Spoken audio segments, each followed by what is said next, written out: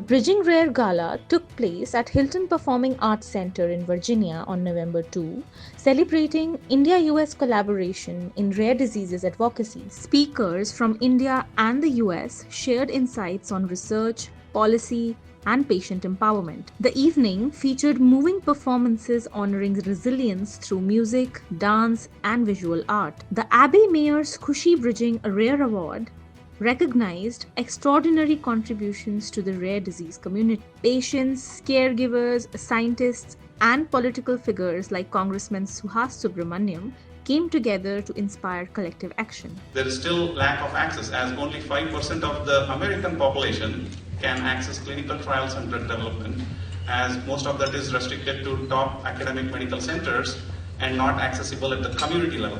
And so we are a non-profit organization that is on a mission to make this equitable, more accessible, and speed up the process so we have therapies for more of those untreated rare diseases yet. And so I welcome you all to this grand evening where we are looking at the Indian diaspora, which is now the largest population in the world, representing 15%, right? And yet we are only represented 1.2% in clinical trials. And so there's something wrong with that equation. It's not just a human imperative, it's also better science when we have a well-represented patient population in research. And we need data to really take advantage of the artificial intelligence and technologies. Talking about the Indian diaspora being 15% of the world's population and trying to reach the rare disease community that is all across the globe in the form of the Indian diaspora. So what are we experiencing as we are at the third summit of Indo US Rare? You are at ground zero of starting an international rare disease community. So you should give yourselves a round of applause, because this is I was on the board of NORE for 16 years as chairman's vice chair. They made a mistake. They gave me its first every lifetime achievement award. Every organization makes mistakes. And then for the last 9 years, after I stepped down from that board, I've been on chair of the Every Life Foundation for Rare Diseases. So these are the two largest US-based rare disease patient communities. And so, well, what I hear Harsha doing with Indo US Rare is reaching beyond borders. We're reaching beyond borders, 13 countries represented here. So this is a remarkable kind of launching pad to try to bring together patients from all over the world into one community, into one family. And I'm also a patient advocate. And I'm here tonight to quickly talk to you about passion and purpose. My passion is hospitality. Been in it my whole life. My purpose is to help others. My purpose is to give back to all the medical staff, to the nurses, to the doctors, to the caregivers, to my family, to my friends, to anybody that's lent a hand. To speak up for those without a voice. So I urge you, there's a lot of brilliant minds out there in the ground tonight.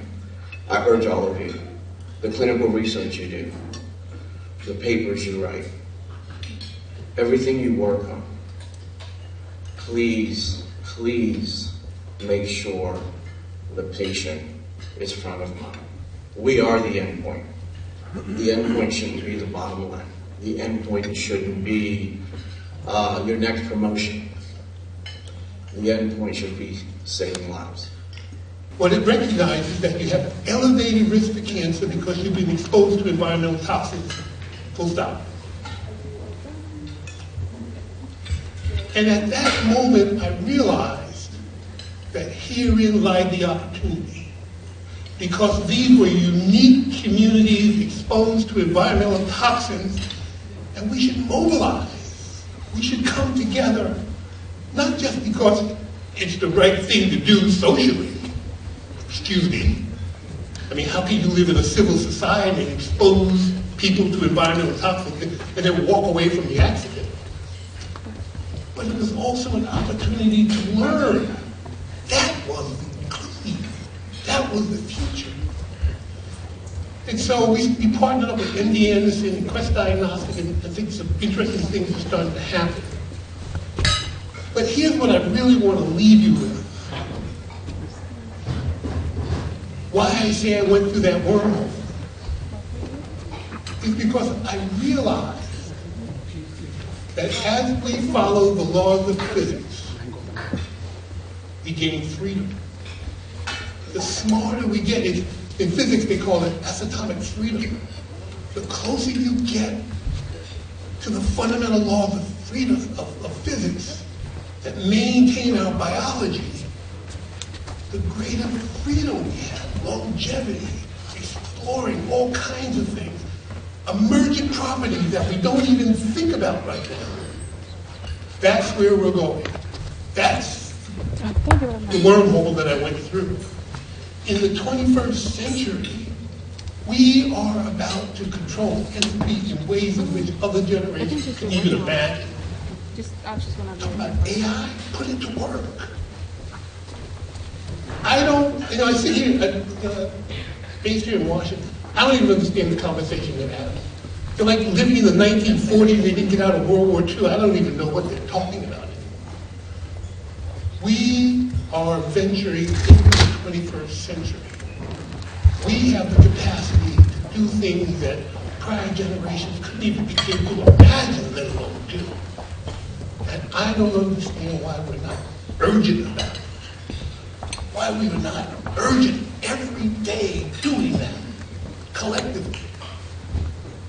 काम करते करते और बचाते थक गए हो? तारा capital का कहना है कि अभी आप जिंदगी में थोड़ा आराम करो और पैसों को काम करने दो। तारा कैपिटल एक रियल एस्टेट इन्वेस्टमेंट फर्म है जो बी क्लास और सी क्लास मल्टी फैमिली प्रॉपर्टीज को रिपोजिशन करती है। Visit taracapital.com to participate in the next big real estate opportunity or call Gopal Agarwal 281-827-8199। आपने जिंदगी में बहुत काम किया है, अब आपके पैसों को काम करने दो। Invest in real estate with a highly reputed member of our community. Gopal Agarwal. taracapital.com. I'm honored to join you tonight on behalf of the Milken Institute's Science Philanthropy Accelerator for Research and Collaboration, or SPARC.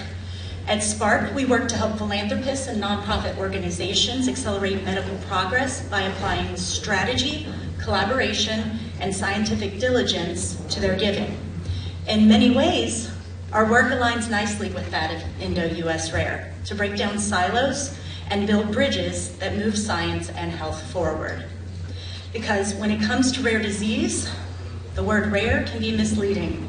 Individually, these conditions are uncommon, but collectively, they touch tens of millions of families.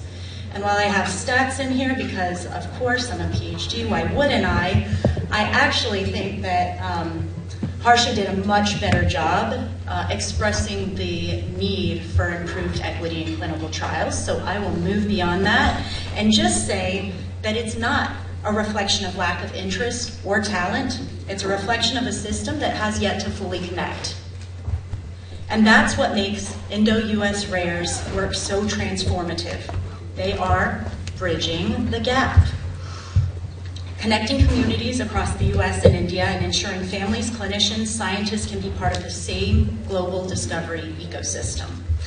We've seen again and again that this kind of connection, whether across borders or across diseases, is where real progress begins. Be the first Indian physician as president of the American Medical Association, and that's after decades of having 10% of the physician workforce in this country be of Indian origin, and yet first time ever that the AMA is elected in India.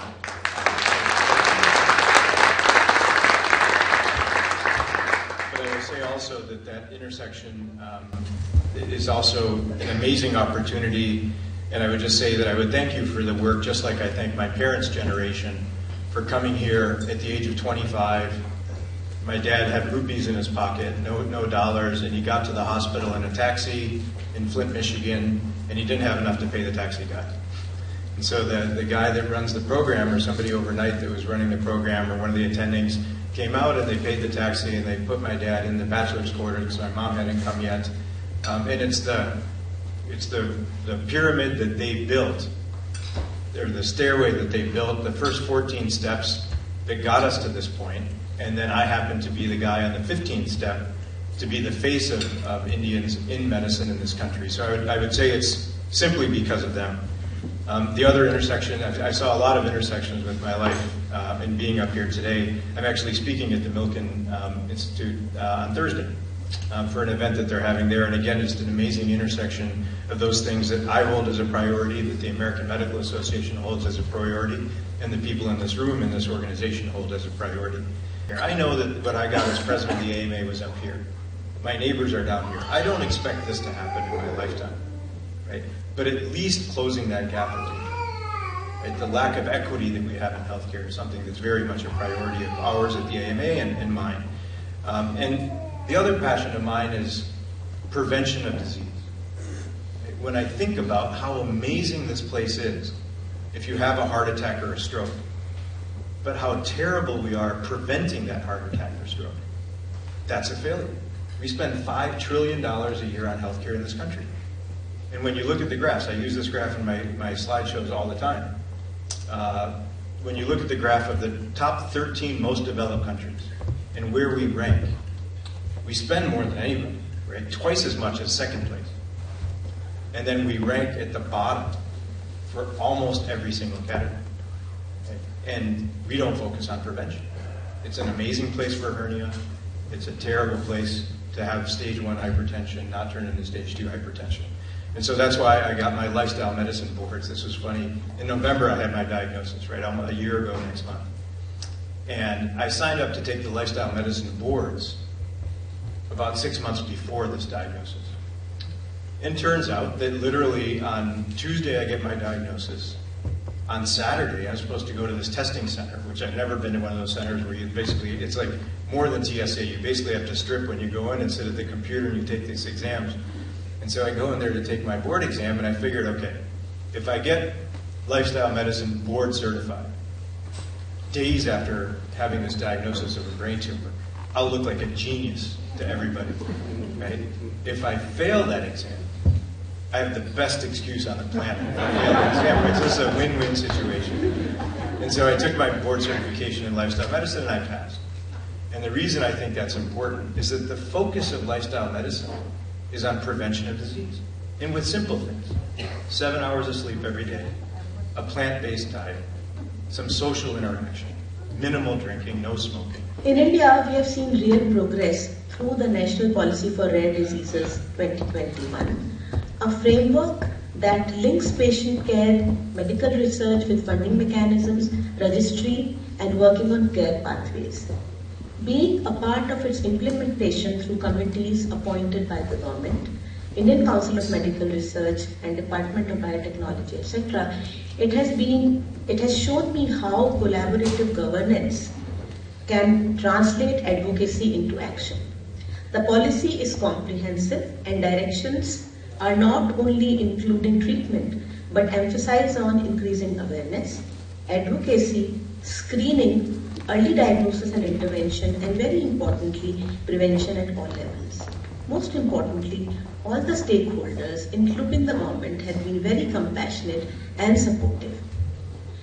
Behind every policy and publication, there are real people. In fact, the ministry initiated the Plan for Rare Disease Policy on court's direction after a case was filed by a poor family of a rickshaw puller as the child was not getting enzyme replacement therapy, a case of Gaucher disease, and he had lost many children with Gaucher disease earlier. Overall these years, I have realized that policies, programs, managing patients, and even research must walk together hand in hand with not only passion, but compassion as well. This transforms despair into direction, both for the families and the researchers.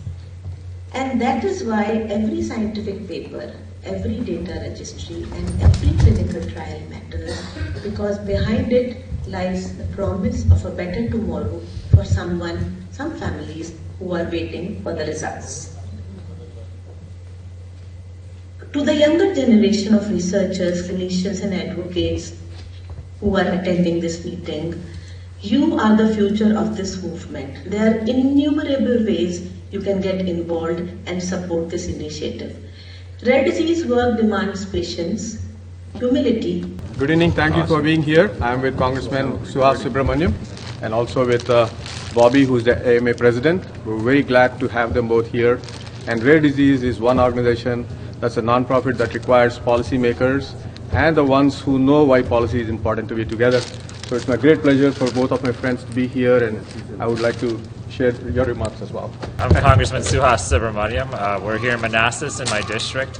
Virginia is home to a lot of research, innovative medical research, but right now we have concerns about people looking past that and not understanding the importance of having this research into rare diseases. And if we have this collaboration between the U.S. and India so that we can look into different cases, look into ways we can share and collaborate, and then continue to fund research into rare disease. I think all those things are critically important right now, and I'm going to continue to champion them in Congress with the help of all of our friends here today. I'm excited to be here today, too, just because it's such an intersection of things in my life, being of Indian origin, being the president of the American Medical Association. What I noticed in that room is a group of people that have different aspects of their influence on the health of our country, and everybody coming together, as I heard in so many comments, to solve the problem of rare diseases. And I think just on this video right now is an amazing intersection of lawmakers and doctors to work together to improve the health of our country. And we spend a lot of time as the American Medical Association in D.C. and looking forward to making one more appointment to chat in his office there about how to improve the health of our country. So thank you for this opportunity. Sure. Thank you, Bobby, the American Medical Association president, and thank you to Suhas Subramaniam, the 10th District Congressman.